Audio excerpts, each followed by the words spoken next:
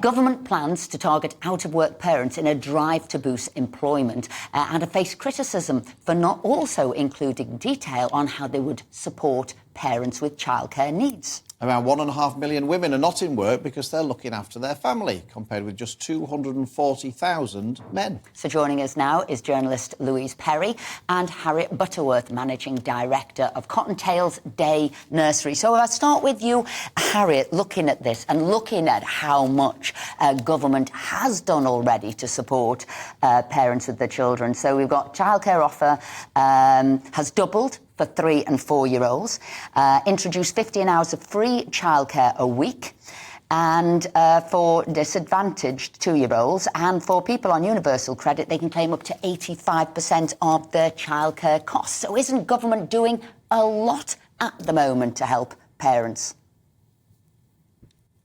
No, they're sat with their hands in their ears and they're covering their eyes. We've been campaigning with lots of other people, Champagne Nurseries on Lemonade funding, Pregnant and Screwed, because the funding that the government currently offer is nowhere near what it costs for us to operate.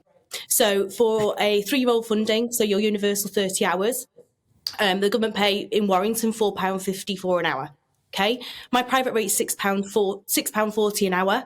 This is an underfund of over £60,000 across the year just for term time only. Now, what parents do we know that work term time only? I was a teacher and even I didn't work just term time only. So what they're offering doesn't go far enough. It's all span. It's all, things like tax-free childcare actually isn't tax-free childcare. It's capped at £2,000. It doesn't come close to the tax contribution that's being offered. And we've got working parents who are actively giving up their childcare hours because they cannot afford to. So, Harriett, the 20 billion support that the government's handing over isn't enough. You'd like more for your business. Shouldn't parents be paying a little bit more if it is their children? Well, it's when it costs more than your mortgage for your child to be cared for, and with obviously grandparents having to work until they're older because the retirement age is increasing and increasing again.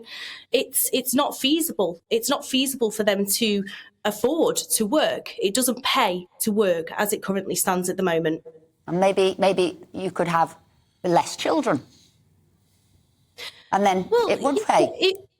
We're in the 20th century. It's a case of, if you want children, you want a family, you should be able to have that right as freedom. It's a right. We've got a massive gender gap within the workforce as it is, a gender pay gap, and that's going to increase further. We're returning to the 1970s. Why aren't we moving forward with this? Why aren't we working with providers to provide affordable, flexible childcare, and in return, the economy will receive that in taxation through workers? So, Louise, Harriett thinks that having children should be a right and that they've got a right to expect the state to contribute to their childcare fees to help pay for them so they can get back to work. Do you agree with what Harriett says? I think it's really important for people to have children on a societal level, because if we don't keep having children, who are going to be the taxpayers of the future? Who are going to pay for pensions, the NHS, etc.? This isn't just parents indulging themselves by having children. They're actually performing a sort of societal duty. And I completely agree with Harriett that the government are not helping parents as much as they should. I mean, my view is that just pouring money into nurseries shouldn't be the only thing that we should be doing, because I think actually that ends up reducing choice for parents often.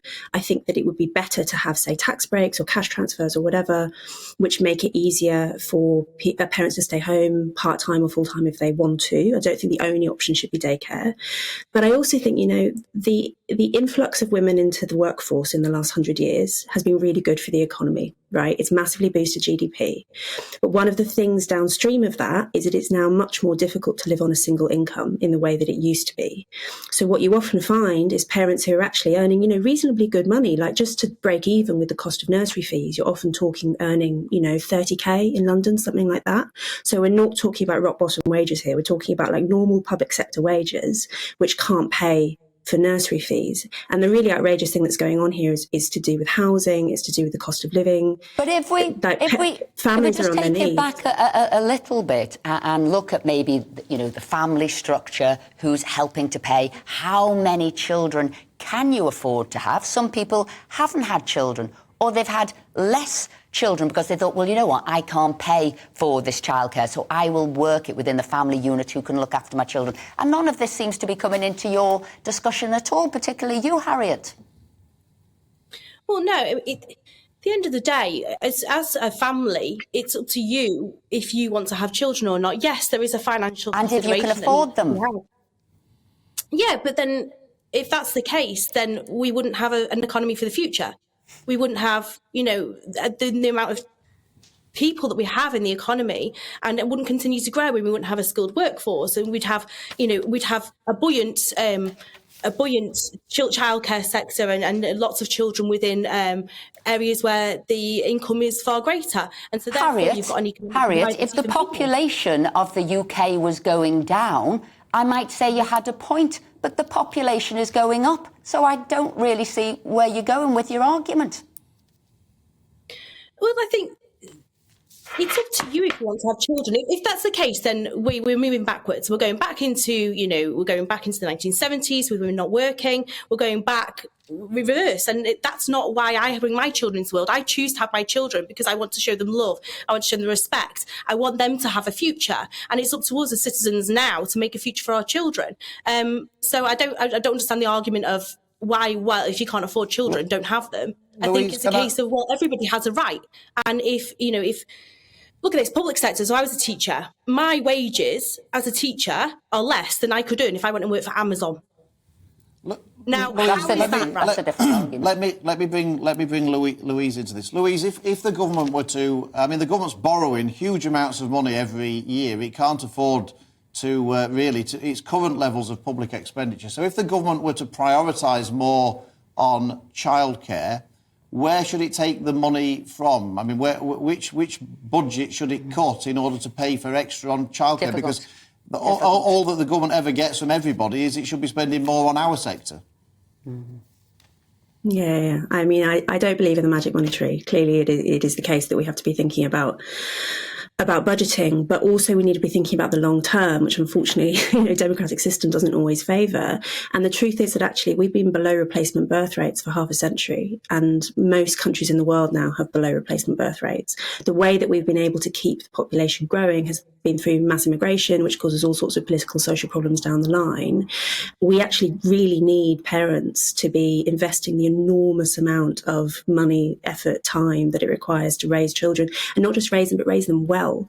Because actually there are all sorts of costs to the government down the line if we have children with, say, antisocial behaviour, mental health problems, all of the things that are a consequence of not having a loving, stable home. So it's hugely in the government's interest and in all of our interests to look after children properly and to make sure that parents are properly supported. Absolutely. It is expensive. And we all agree with that. Louise Perry, thank you very much indeed, and Harriett Butterworth as well. Thank you for joining us.